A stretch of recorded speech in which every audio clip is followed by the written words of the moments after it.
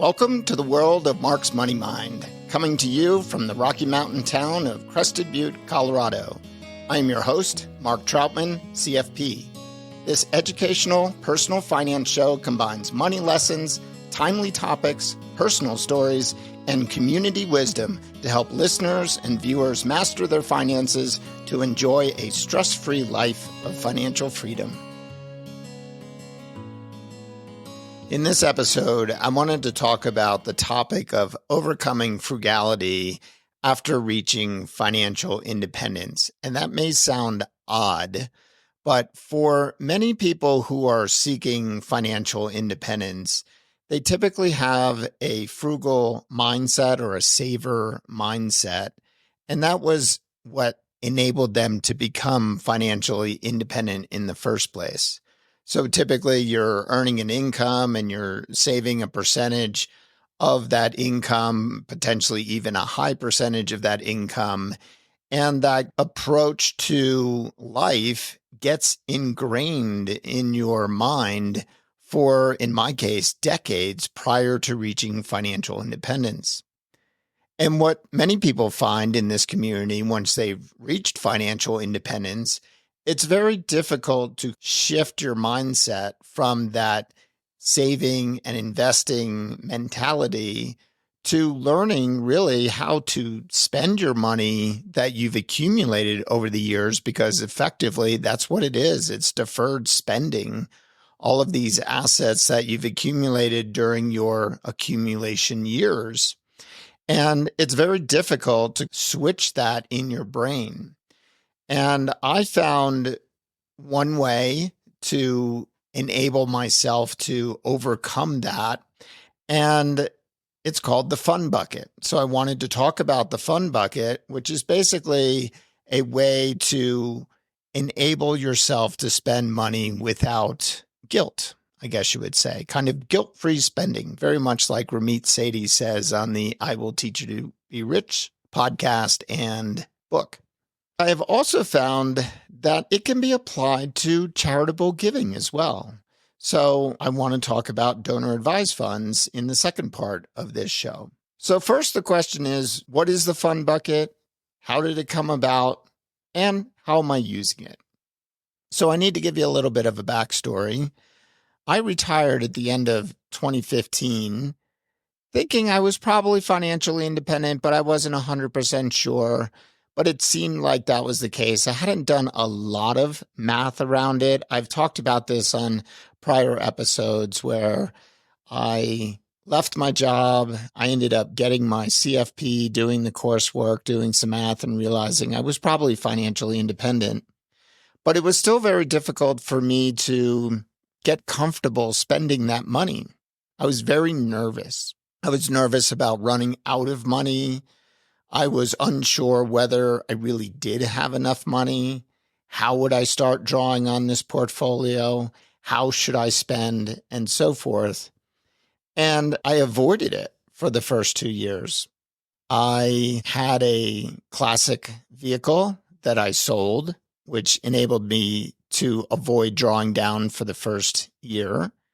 In the second year, I received a payout from my prior employer, which I never really counted because it was a private company. I never expected, or I never knew exactly when and if it would be paid out. It wasn't a huge sum by any means, but it was enough to avoid drawing on my portfolio in year 2.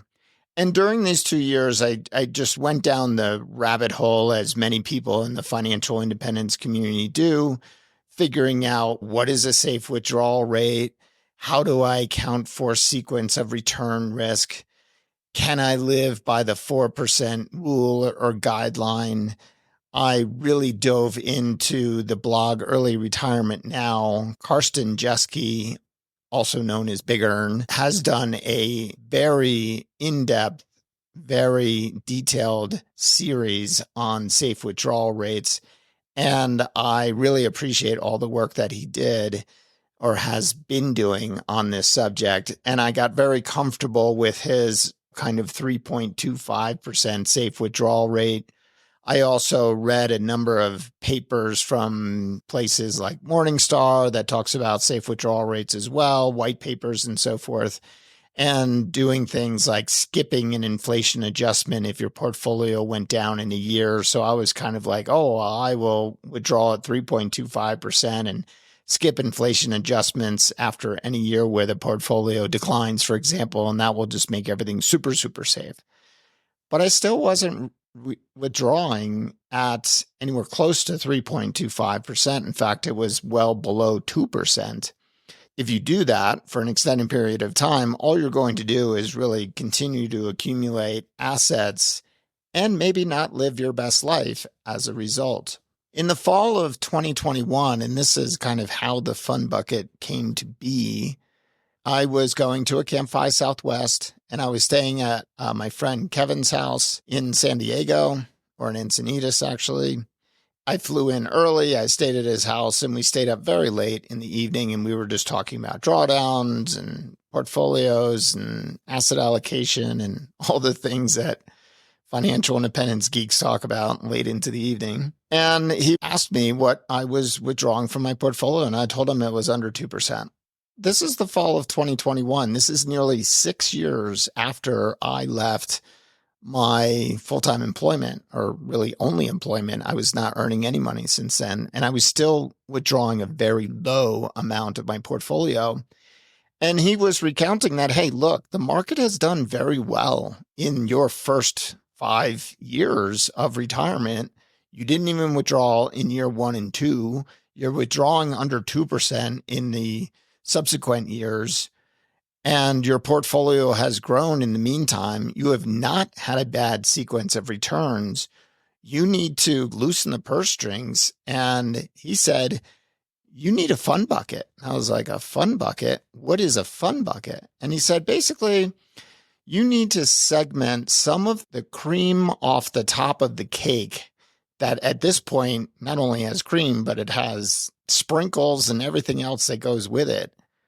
Because you have not had a bad sequence, you need to take some of that off the top, move it out of your FI portfolio into a separate account, label it fun bucket, and allow yourself to spend. Like Ramit suggests, guilt-free spending. Because what I was doing is I was always rationalizing every bit of spending. Should I? Shouldn't I? Well, I don't really need to spend money on that. It's frivolous or it's unnecessary. And the suggestion was put it in a separate account, label it fun bucket for those things that are over and above your basic needs and even things that are beyond basic needs. So I did that. After that Camp Fi, I went home, I opened the fun bucket, and what I have found, it's been very liberating. And so what is the fun bucket used for? Well, it's interesting. I belong to the Rock Retirement Club, which is Roger Whitney, who is the Retirement Answer Man podcast host. He has this club, and I went to the annual meetup there. And Kevin Lyles, who is one of the mentors, I guess you would say, in the Rock Retirement Club, he actually had a breakout session called Overcoming Frugality. And I'm like, oh, this is perfect. He wasn't talking about the fun bucket specifically, but he was talking about allowing yourself to spend on some small indulgences that you wouldn't ordinarily do to retrain yourself to be comfortable with spending. Some of the things we discussed were, for instance, staying in a nicer hotel maybe, or hiring a house cleaner, or even potentially upgrading your seats on your next flight, whether it be economy plus or first class even. At that point, I realized that's how I need to use this fun bucket. Spend on things that I prefer not to do, like house cleaning. And it did take me a while to hire a house cleaner, but now I do have a house cleaner. Flying in a better class, so now I always upgrade to at least economy plus, for example, and frequently will fly first class. The frugality mindset is with me in that I will only do it if I think it makes reasonable sense. I won't do it at any cost, and that's something I probably still need to work on. And or even, let's say you're out with friends and maybe you pick up the tab at the restaurant. I don't do that every single time, but it is something I have certainly done. And it has enabled me to spend a lot easier.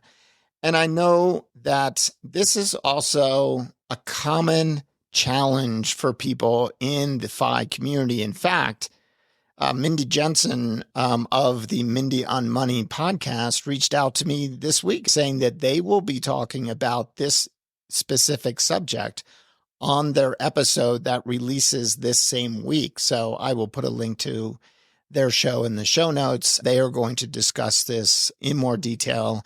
When they were over at my house a while back, we talked about this at length. And I know this is something that they're working on as well. And I know a lot of people in the financial independence community have read the book Die with Zero by Bill Perkins.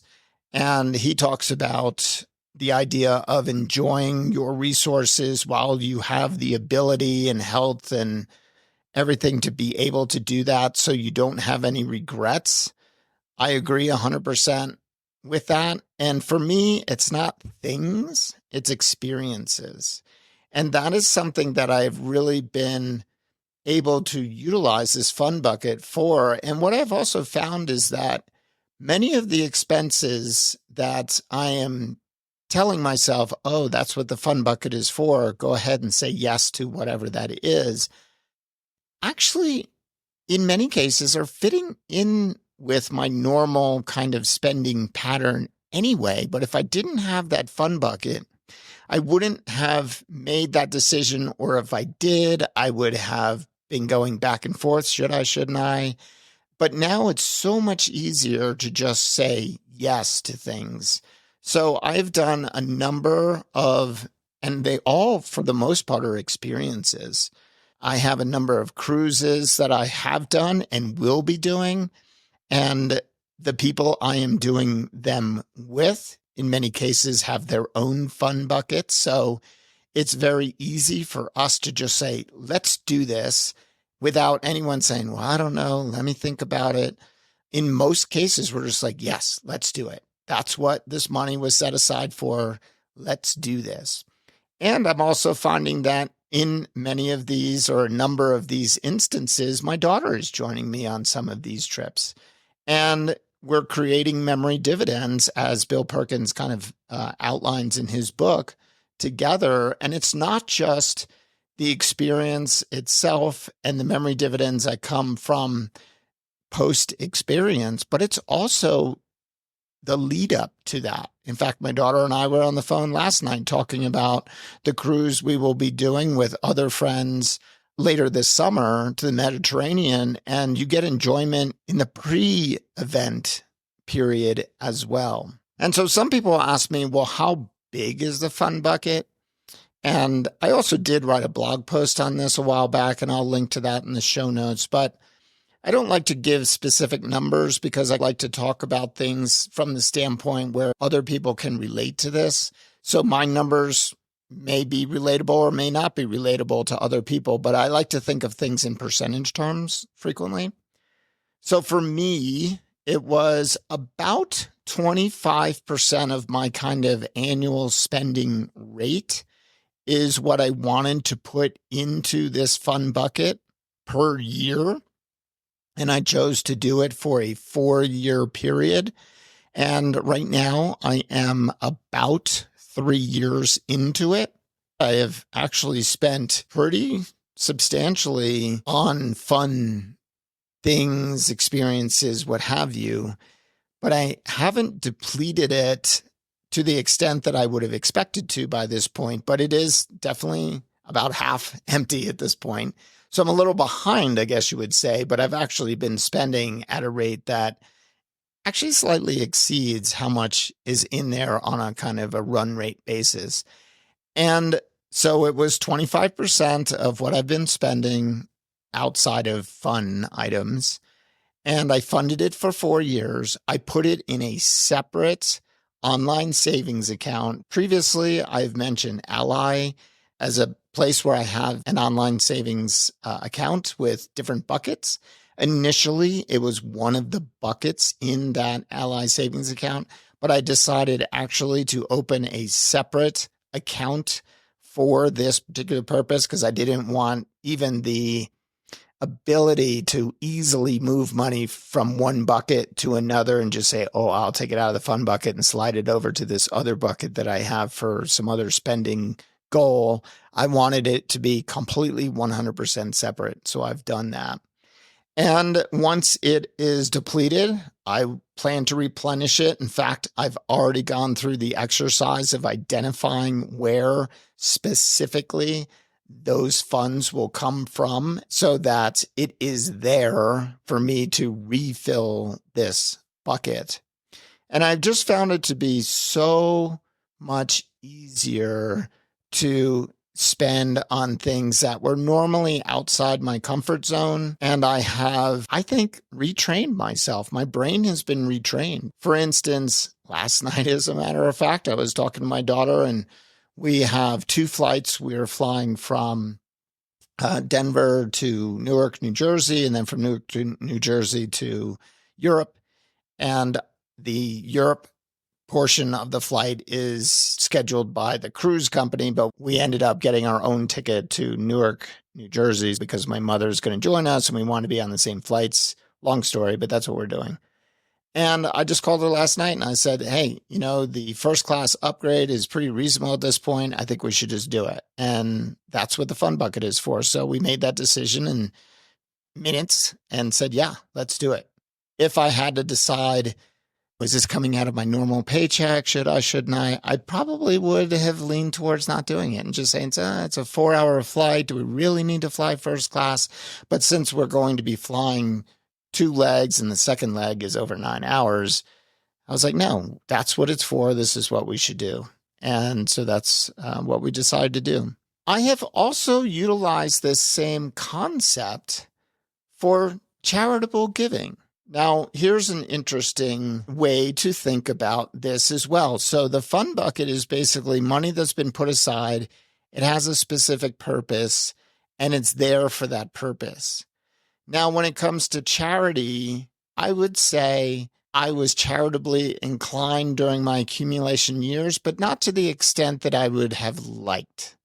I have found that creating a charitable bucket is also beneficial because once the money is in that charitable bucket, it's been identified for a specific purpose and it's very easy to utilize. So what I decided to do was open a donor advised fund for 2 primary reasons. One is once the money goes into your donor advised fund, and I'll talk a little bit about them in a moment, specifically. But once the money goes into a donor advised fund, it is a completed gift. You cannot take that money back, for example.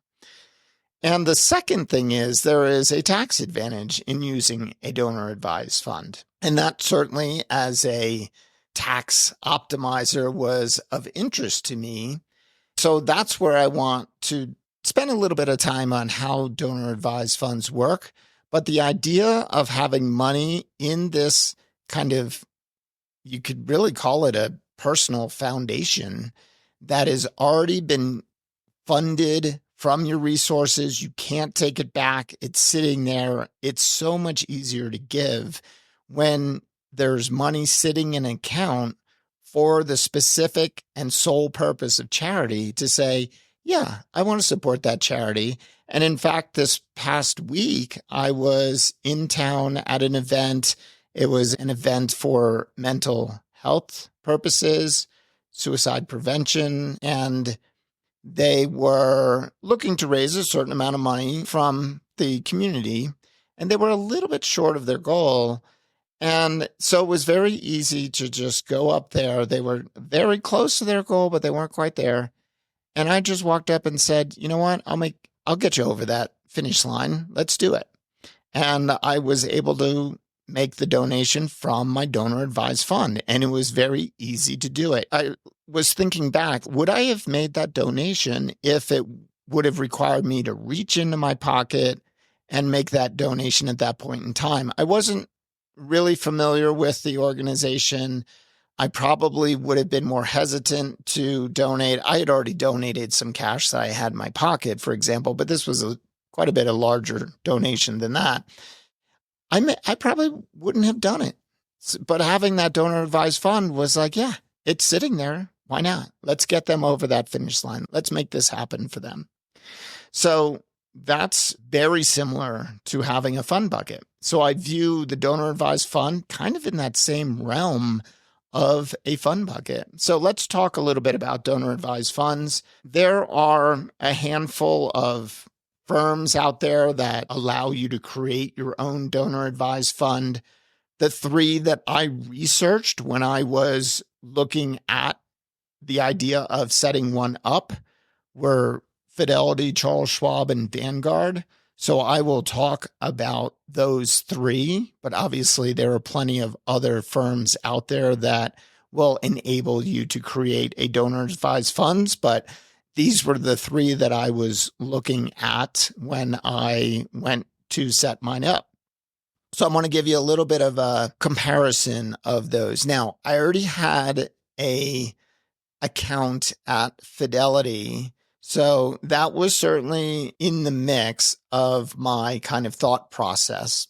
I also had accounts or have accounts at Vanguard. So those two were of primary interest, but I wanted to make sure I looked at Schwab as well. And I actually do have an account at Schwab, but that was actually set up after I decided to create my donor advised fund. So the three firms, and again, I just have information about these three. There are plenty of other firms out there. I have no affiliation of these firms. Do your own due diligence, but I just want to give you some of the parameters of these donor advised funds and how they work. So account minimums. Fidelity and Schwab do not have an account minimum. You can open it up with a nominal amount. Vanguard has a $25,000 account minimum to open it. So that was a little bit of a hurdle. I actually did fund mine with more than that, so that was not an issue. And I'll get to the funding in a minute. But this next issue was a little bit more of an issue for me. So the minimum grant that you can make. So basically what happens is you contribute to your donor advised fund, and then you go into the donor advised fund and you say, I want to make a grant to this, and it has to be a 501c3 charity. Either it's listed in their list of charities, or if it isn't, you can give them the information and they can research it and make sure it's a 501c3 and then add it to their list and then make the donation. But Fidelity and Charles Schwab, the minimum grant is $50.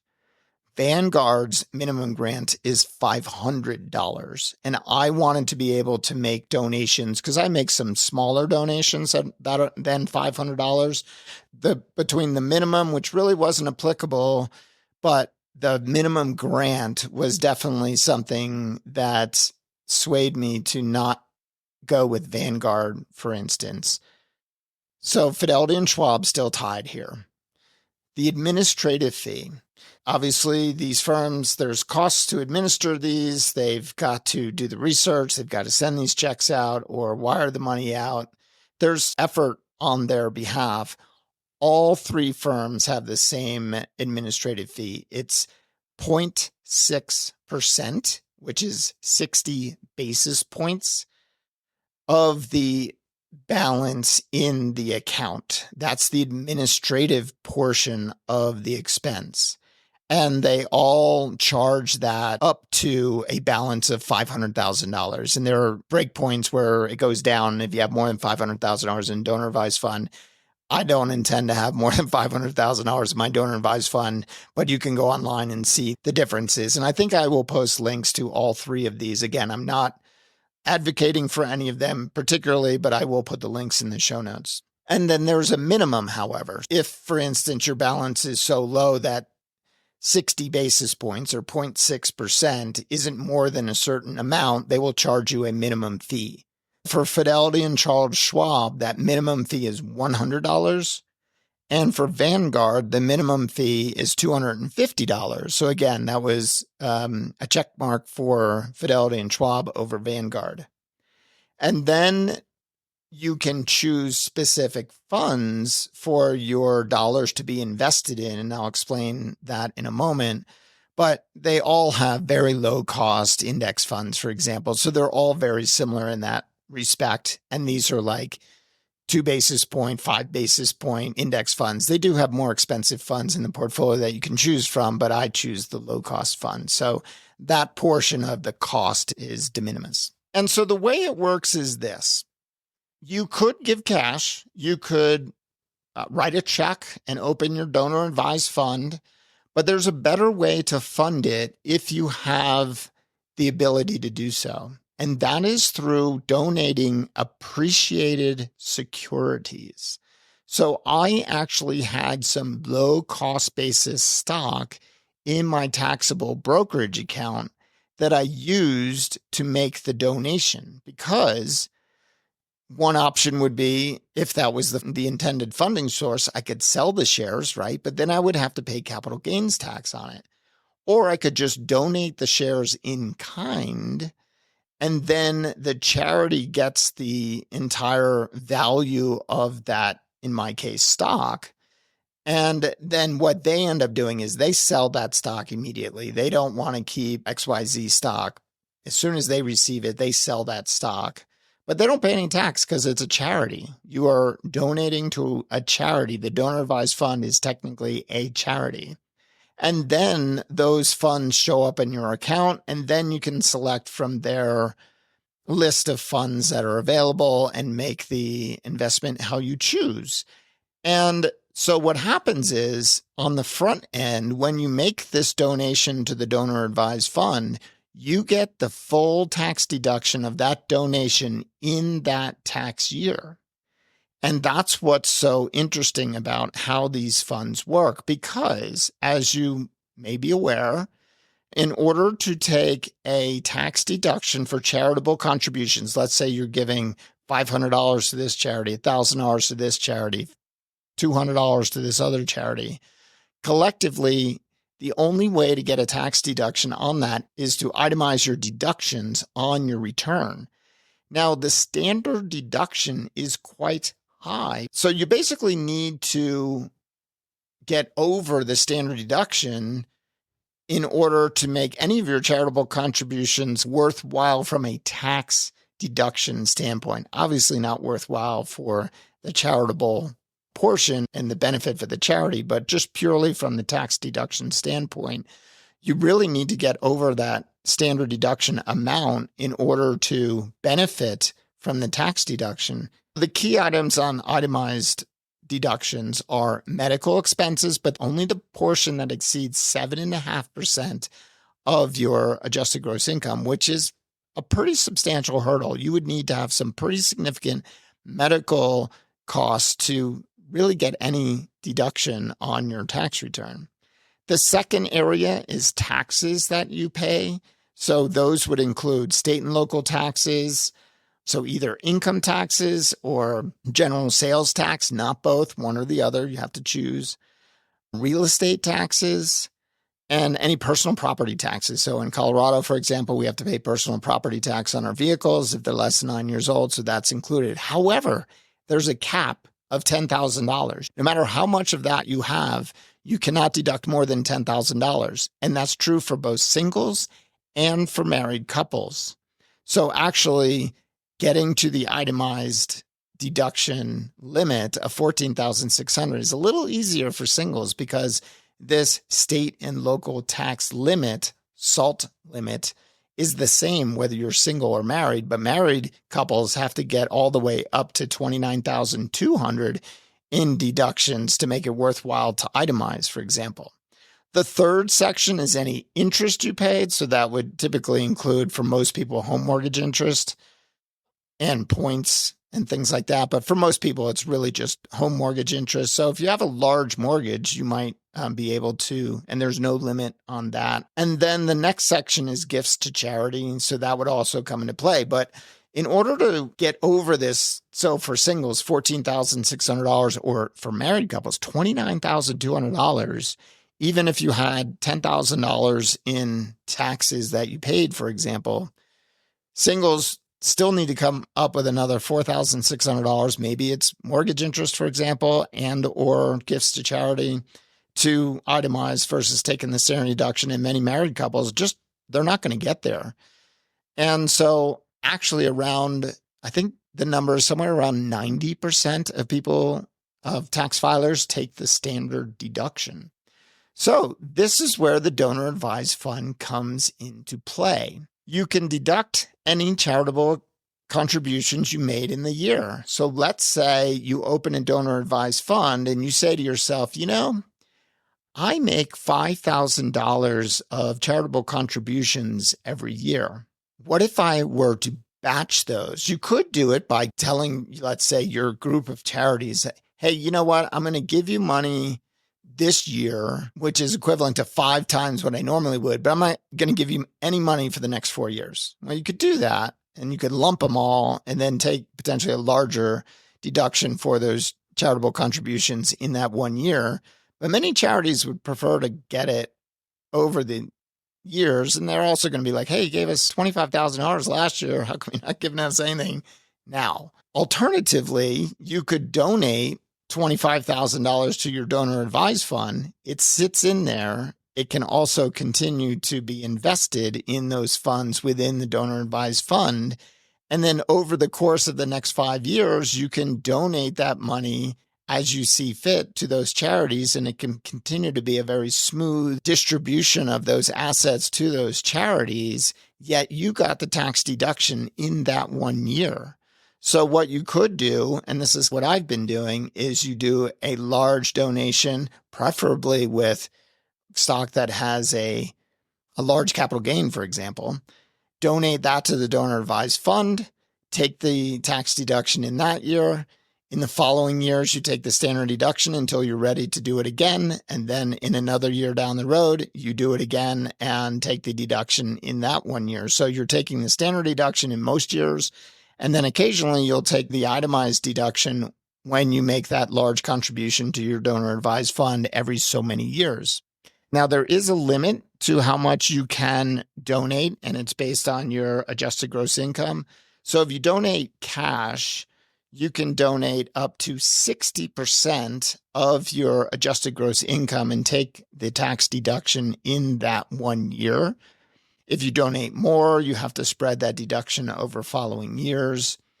And if you donate appreciated securities, which is really the more optimal way to fund it, you can donate up to 30% of your adjusted gross income.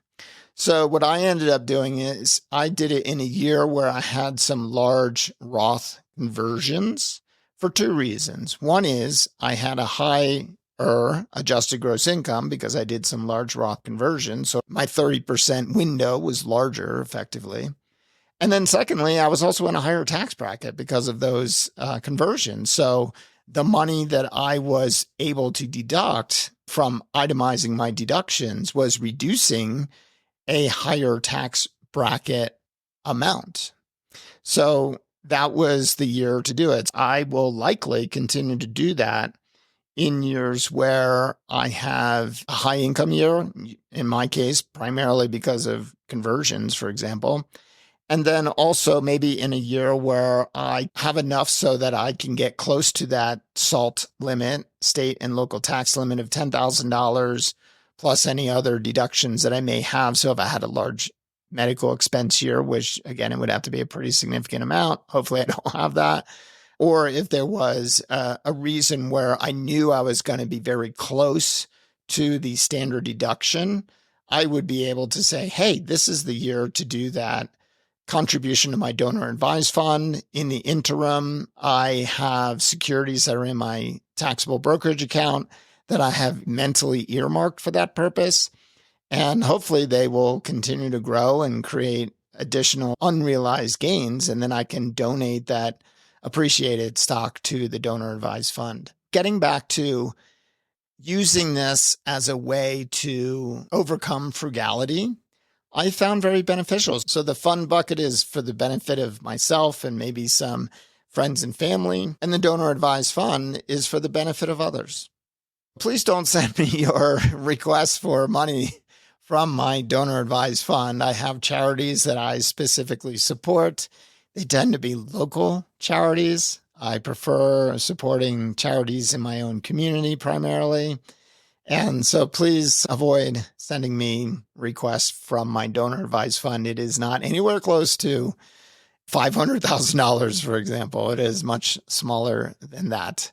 And of course, donor advised funds must contribute to a 501c3. Don't say, I need help with my broken arm, please send me money. That doesn't work that way. And you also can't use your own donor advised fund for that purpose. It must be a 501c3 organization. And technically, the organization that is effectively custodying your donor advised fund has the right to decline any request of yours, but I've not seen that. But if you were to say, please send money to XYZ organization and it doesn't pass their due diligence test, they have the right to say, no, we will not send it to that charity. It could be some obscure non-501c3. So it must be a legitimate charity that the money is going to. And I found them to work great. You just go online, you tell them, you can even tell them what funds to use from your donor advised fund. Let's say you have different, 1 or 2 or 3 different funds. You can say, take it out of this fund or that fund, or do it on a pro rata basis. You can also donate anonymously, which is nice. You can tell them, yes, send money to this charity, but I do not want to be recognized. That's one way to avoid a bunch of mail and spam and things like that. You can also tell the charity to use it for a specific purpose or a specific fundraising goal, for example. And I do that frequently. Or you could say it's in the memory of somebody or what have you. But there's a lot of ability to define how the money should be used by the charity and whether you want to be anonymous or not. Now, here's the other thing about donor advised funds. You cannot receive anything in return for that donation. That's very important. So otherwise, it disqualifies that charitable contribution. And since you've already taken the tax deduction, it would disqualify you for that initial tax deduction. So be very careful of that. If the charity says, for instance, send us whatever dollars and we will send you this trinket or this t-shirt or whatever, decline it. You cannot receive anything of value in return for your gift from your donor advised fund. So that's another caveat there. I ended up going with Fidelity. It looks like Charles Schwab is in essence identical.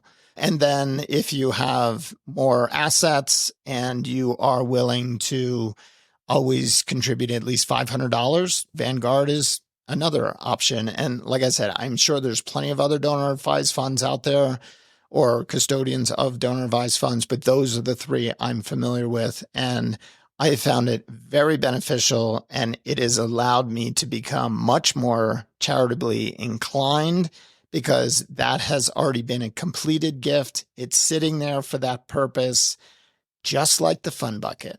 So I have found these to be great ways to overcome frugality, whether it's for yourself using the fun bucket or for charity using the donor advised fund.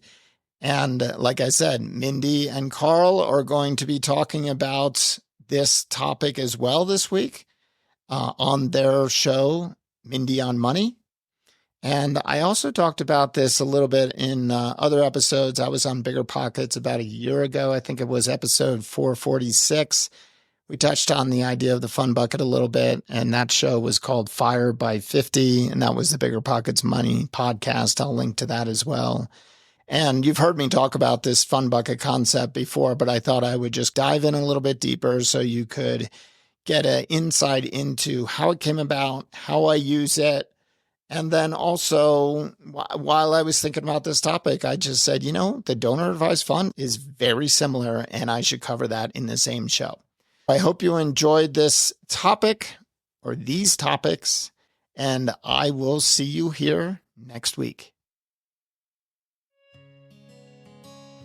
Thank you for listening to this week's show.